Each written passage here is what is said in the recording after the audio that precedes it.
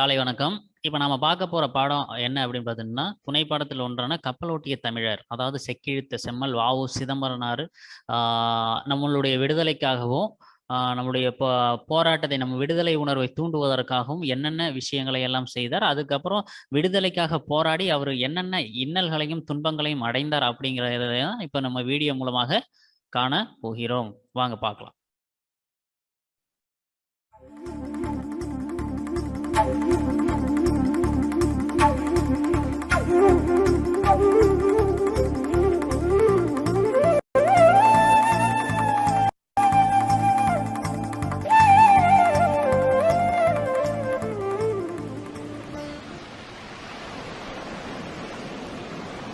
தென்னாட்டின் தூத்துக்குடி துறைமுகத்தின் நாயகன், தன்னலம் துறந்த தனிப்பெரும் தொண்டன், இந்திய கடலாட்சி எமதே என கருதி இருமாந்திருந்த ஆங்கிலேயரை பொறிக்கலங்கி நெறிமயங்க கப்பலோட்டிய தமிழர்தான் சிதம்பரனார்.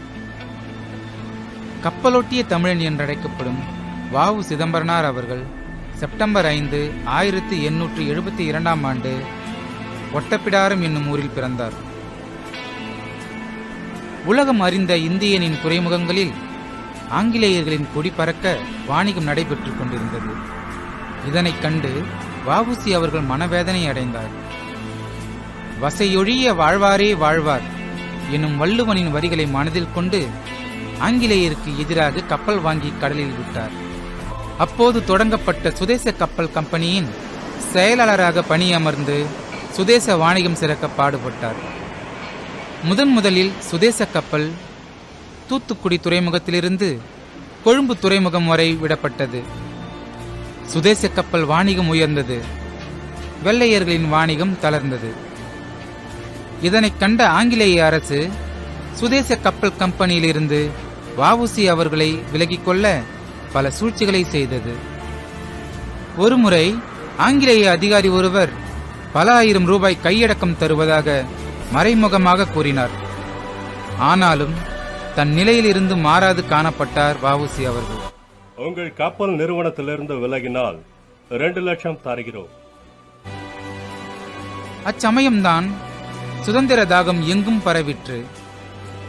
சுதந்திரம் எனது பிறப்புரிமை, அதை அடைந்தே திருவேன் என்றார் பாலகங்காதர திலகர். வந்தே மாதரம் என்போம், எங்கள் மாநில தாயை வணங்குதும் என்போம் என்றார் வீருடைய நம் பாரதியார்.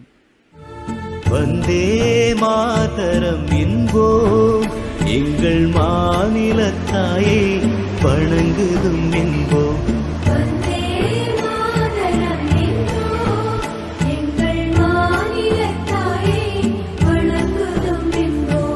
வந்தே மாதரம் இவர்களின் மேல் அளவில்லா பற்றுக்கொண்டு வந்தே மாதரம் வந்தே மாதரம் என பார் எங்கும் முழங்கச் செய்தார். எதிரியாக கருதிய ஆங்கிலேய அரசு சிதம்பரனாருக்கு சிறை தண்டனை விதித்தது.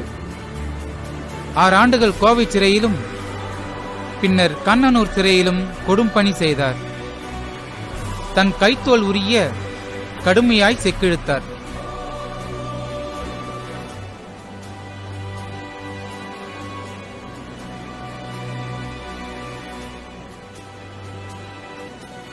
கைவருந்த மெய்வருந்த செய்த பணிகள் எல்லாம் தாய்நாட்டின் விடுதலைக்காக புரிந்த அருந்தவம் என்று எண்ணி உள்ளம் மகிழ்ந்தார்.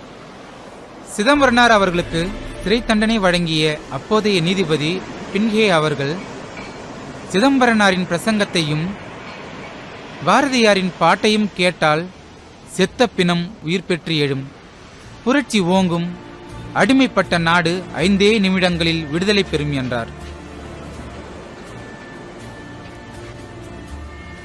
சிதம்பரனார் அவர்கள் சிறையில் தொல்காப்பியம் படித்து படித்து என் தொல்லையெல்லாம் மறந்தேன் என்றார். இந்நிலையை கற்று என் இன்னல்களை எல்லாம் வென்றேன் என்றார். வ.உ.சி. அவர்கள் ஆங்கில மொழியில் ஆலன் இயற்றிய நூலை மனம் போல் வாழ்வு என்று தமிழில் மொழிபெயர்த்தார். மெய்யறிவு, மெய்யறம் என்ற சிறு நூல்களையும் இயற்றினார்.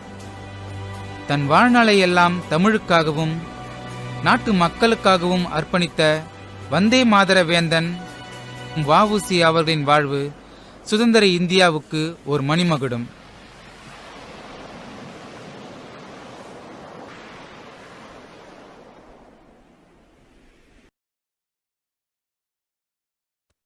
பார்த்துருப்போம்னு நினைக்கிறேன். இதில் வந்து பார்த்துட்டிங்கன்னா வஉ சிதம்பரனார் எவ்வாறு சுதந்திரத்துக்காக போராடி சிறை சென்று என்ன துன்பமெல்லாம் அடைந்தார் என்பதையெல்லாம் இந்த காணொலியின் மூலமாக கண்டோம். மீண்டும் நாம அடுத்த வகுப்புல இன்னொரு பாடத்தின் வாயிலாக சந்திக்கலாம். நன்றி, வணக்கம்.